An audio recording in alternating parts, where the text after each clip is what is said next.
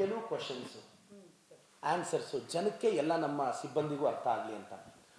ಇಷ್ಟಕ್ಕೂ ಎ ಖಾತಾ ಅಂದ್ರೇನು, ಬಿ ಖಾತಾ ಅಂದ್ರೆ ಏನು? ನಗರಸಭೆಯಲ್ಲಿ ಎ ರಿಜಿಸ್ಟ್ರಾರ್ ಅಂತ ಇರುತ್ತೆ, ಬಿ ರಿಜಿಸ್ಟ್ರಾರ್ ಅಂತ ಇರುತ್ತೆ. ನಾನೀಗ ಯಾವುದೋ ಒಂದು ಲೇಔಟಲ್ಲಿ ಒಂದು ಸೈಟ್ ತಗೊಂಡೆ. ಆ ಲೇಔಟ್ ಅವರು ಪಾರ್ಕ್ ಮಾಡಿರಬೇಕು, ಸಿ ಎ ಸೈಟ್ ಇರಬೇಕು, ರೋಡ್ ವಿಡ್ತ್ ಇಷ್ಟು ಬಿಟ್ಟಿರಬೇಕು. ಇದನ್ನೆಲ್ಲ ಫಾಲೋ ಮಾಡಿದಾಗ ಟೌನ್ ಪ್ಲಾನಿಂಗ್ ಕನ್ವರ್ಷನ್ ಸಿಕ್ಕಿರುತ್ತೆ. ಆ ಟೌನ್ ಪ್ಲಾನಿಂಗ್ ಕನ್ವರ್ಷನ್ ಜೊತೆ ಡಿ ಸಿ ಕನ್ವರ್ಷನ್ನು ಆಗಿರುತ್ತೆ.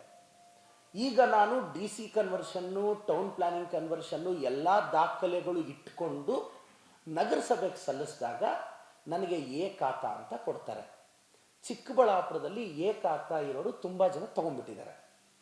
ಆದರೆ ರೆವಿನ್ಯೂ ಸೈಟ್ಸಲ್ಲಿ ಕಟ್ಕೊಂಡ್ಬಿಟ್ಟಿದ್ದಾರೆ. ಅದು ಡಿ ಸಿ ಕನ್ವರ್ಷನ್ ಆಗಿಲ್ಲ, ಟೌನ್ ಪ್ಲಾನಿಂಗ್ ಕನ್ವರ್ಷನ್ ಆಗಿಲ್ಲ. ಅವ್ರು ಹೋಗ್ಬಿಟ್ಟು ನಗರಸಭೆಯಲ್ಲಿ ಹೋಗಿ ಖಾತಾ ಮಾಡಿಕೊಡಿ ಅಂದರೆ ಆ ಡಾಕ್ಯುಮೆಂಟ್ ಇಲ್ಲ, ಈ ಡಾಕ್ಯುಮೆಂಟ್ ಇಲ್ಲ ಅಂತ ಖಾತಾದು ಸಮಸ್ಯೆ ಆಗಿತ್ತು. ಇದು ಎಂಟೈರ್ ಸ್ಟೇಟ್ ಸಮಸ್ಯೆ ಆಗಿತ್ತು. 33ರಿಂದ 35 ಲಕ್ಷ ಈ ಥರ ಸಮಸ್ಯೆ ಇತ್ತು. ಒಂದು ಚಿಕ್ಕಬಳ್ಳಾಪುರದಲ್ಲಿ 10,000ಕ್ಕೂ ಹೆಚ್ಚು ಈ ಥರ ಸಮಸ್ಯೆ ಇತ್ತು. ಈಗ ಮೊನ್ನೆ ಸರ್ಕಾರ ಏನು ಮಾಡ್ತು, ಒಂದು ಕ್ಯಾಬಿನೆಟ್ ಸಬ್ ಕಮಿಟಿ ಮಾಡ್ತು ಈಶ್ವರ್ ಖಂಡ್ರೆ ಸಾಹೇಬರ ನೇತೃತ್ವದಲ್ಲಿ. ಅದರಲ್ಲಿ ನಮ್ಮ ಕೃಷ್ಣ ಬೈರೇಗೌಡ ಸಾಹೇಬರು, ರಹೀಂ ಖಾನ್ ಸರ್ರು ಮತ್ತು ನಮ್ಮ ಯು ಡಿ ಮಿನಿಸ್ಟ್ರು ಎಲ್ಲರೂ ಇದ್ದರು. ಅವ್ರೇನು ಮಾಡಿದ್ರು, ಒಂದು ಆದೇಶ ಹೊರಡಿಸಿದ್ರು.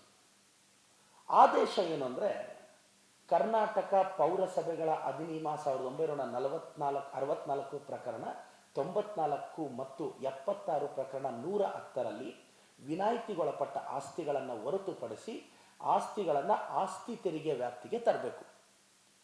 ಇದು ಏನಂದರೆ, ನಗರಸಭೆಗಳಿಗೆ ಟ್ಯಾಕ್ಸಿಗೆ ಏನಾಯಿತು, ಇಲ್ಲಿಗಲ್ ಆಗಿ ಲೇಔಟ್ಸ್ ಕಟ್ಕೊಂಡ್ಬಿಟ್ಟು ಅವ್ರು ರೋಡು ಕೇಳ್ತಾರೆ, ನೀರು ಕೇಳ್ತಾರೆ, ಕರೆಂಟು ಕೇಳ್ತಾರೆ, ಟ್ಯಾಕ್ಸ್ ಮಾತ್ರ ಕಟ್ಟಲ್ಲ, ಖಾತೆನೂ ಕೇಳ್ತಾರೆ. ಸೊ ಇದು ನಗರ ಸ್ಥಳೀಯ ಸಂಸ್ಥೆಗಳಿಗೆ ಅನುಕೂಲ ಆಗಬೇಕು ಅಂತ ತಂದರು.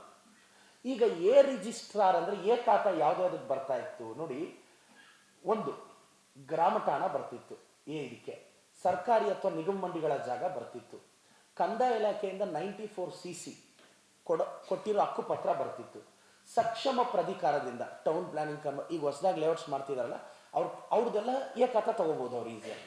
ಯಾಕೆಂದರೆ ಪಾರ್ಕಿಗೆ ಜಾಗ ಬಿಟ್ಟಿದ್ದಾರೆ, ರೋಡ್ ಎಷ್ಟು ಬಿಡಬೇಕು ಅಂದರೆ ಅಷ್ಟು ಬಿಟ್ಟಿರ್ತಾರೆ ಅದಕ್ಕೆ. ಆದರೆ ಈಗ ಬಿ ಖಾತಾ ಅಂದರೆ ಏನು?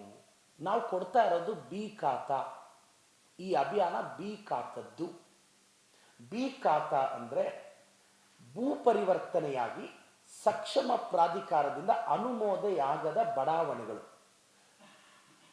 ಟೌನ್ ಪ್ಲಾನಿಂಗ್ ಇಂದ ಅಪ್ರೂವ್ ಆಗದೇ ಇರೋ ಲೇಔಟ್ಸ್, ಭೂ ಪರಿವರ್ತನೆಯಾಗದೆ ಉಪವಿಭಜನೆ ಮಾಡಿ ನಿವೇಶನಗಳಾಗಿ ಮಾರಾಟ ಮಾಡಿರುವ ನೋಡಿ, ಒಂದು ಡಿ ಸಿ ಕನ್ವರ್ಷನ್ ಆಗಿ ಟೌನ್ ಪ್ಲಾನಿಂಗ್ ಅಪ್ರೂವ್ ಆಗದೇ ಇರೋ ಲೇಔಟ್ಸ್, ಎರಡನೇದು ಕನ್ವರ್ಷನ್ ಆಗದೇ ಇರತಕ್ಕಂಥ ಉಪವಿಭಜನೆ ಆಗಿದ್ದು ಮಾರಾಟ ಮಾಡಿರುವ ನಿವೇಶನಗಳು, ಕಟ್ಟಡಗಳು, ಇದು ಬಿ ಖಾತೆಗೆ ಬರುತ್ತೆ. ಇದನ್ನೆಲ್ಲ ನಗರಸಭೆ ಕಮಿಷನರ್ ಅವರು ಸ್ಕ್ರೂಟಿನಿ ಮಾಡ್ತಾರೆ ಬಂದ ಮೇಲೆ. ಈ ಕ್ವಶನ್ ನನಗೆ ಬರ್ತಿರೋದು ಇಷ್ಟೇ, ನಾನು 10 ವರ್ಷದಿಂದ ಮನೆ ಕಟ್ಟಿಬಿಟ್ಟಿದ್ದೀನಿ, ಇಲ್ಲ ನಿವೇಶನ ಇದೆ, ನಾನು ₹1 ಟ್ಯಾಕ್ಸ್ ಕಟ್ಟಿಲ್ಲ ನಗರಸಭೆಗೆ. ಈಗ ಕೆಲವರು ಮಿಸ್ಗೈಡ್ ಮಾಡಿಬಿಡ್ತಾರೆ, 10 ವರ್ಷದ್ದು ಕಟ್ಟಿದ್ರೇನೆ ಬಿ ಖಾತಾ ಕೊಡೋದು. ನೋ, ಈ ಕಾನೂನು ಬಂದಿದ್ದು ಮೊನ್ನೆ. ಈ ಕಾನೂನು ಯಾವಾಗ ಬಂತು? 10ನೇ ತಾರೀಕು 9ನೇ ತಿಂಗಳು 2024. ಈಗ ಸರ್ಕಾರ ಏನು ಹೇಳ್ತಿದೆ ಅಣ್ಣ, ನೀವು 10 ವರ್ಷದಿಂದ ಟ್ಯಾಕ್ಸೇ ಕಟ್ಟಿಲ್ಲ, ಅದಕ್ಕೆ ಏನು ಮಾಡ್ತಿದ್ದಾರೆ 24, 25ಕ್ಕೆ ನೋಡಿ. ಇದೊಂದು ಮತ್ತೆ ಟ್ಯಾಕ್ಸ್ ಯೂನಿಫಾರ್ಮ್ ಆಗಿರಲ್ಲ, ಒಂದೊಂದು ಸ್ಟ್ರೀಟ್ಗೂ ಒಂದೊಂದು ವಾರ್ಡ್ಗೂ ಒಂದು ಟ್ಯಾಕ್ಸ್ ಇದೆ, ಅದನ್ನು ಡೀಟೇಲ್ಡಾಗಿ ಇವ್ರು ಪಬ್ಲಿಷ್ ಮಾಡ್ತಾರೆ. ಈಗ ಸಪೋಸ್ ಯಾವುದೋ ಒಂದು ಏರಿಯಾದಲ್ಲಿ ಈ ವರ್ಷದ ಟ್ಯಾಕ್ಸು ಅವರಿಗೆ 5,000 ಬರ್ತಿದೆ ಅಂದ್ಕೊಳ್ಳೋಣ, ಎಕ್ಸಾಂಪಲ್.